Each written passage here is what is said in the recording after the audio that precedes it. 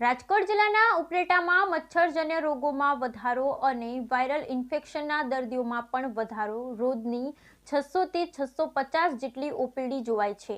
રાજકોટ જિલ્લાના ઉપલેટામાં મચ્છરજન્ય રોગમાં વધારો અને વાયરલ ઇન્ફેક્શનના દર્દીઓમાં પણ વધારો. રોજની 600 થી 650 ઓપીડી જોવાય છે. ઉપલેટામાં રોગચાળાએ માંજા મૂકી તાવ, ઉધરસ, શરદી, ઝાડા ઉલટી અને મચ્છરજન્ય રોગના દર્દીઓમાં વધારો જોવા મળેલ. તહેવાર બાદ ઉપલેટા પંથકમાં રોગચાળાએ માંજા મૂકી છે. ઉપલેટા કોટેજ હોસ્પિટલમાં રોજિંદા કરતા દર્દીઓમાં ખાસો વધારો જોવા મળેલ છે.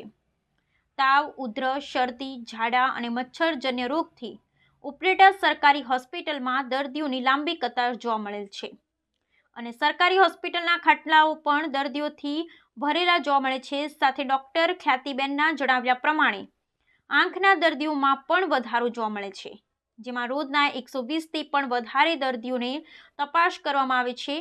ઉપલેટા સરકારી હોસ્પિટલમાં રોજ કરતા દર્દીઓની જનરલ ઓપીડીમાં 600 થી 650 દર્દીઓ જોવાય છે.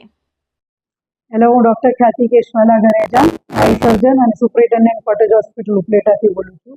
આજે સોમવાર છે. અમારા હોસ્પિટલમાં આજે રૂટીન જે જનરલ ઓપીડી હોય એમાં 650 થી 700 કેસ અત્યારે એના વચ્ચે નીકળ્યા છે અને આંખના દર્દી પણ અમારે શિયાળો આવે છે એટલા માટે અત્યારે ઓપીડી વધુ છે. અમારે 120 થી 130ના અંદર આંખની ઓપીડી છે.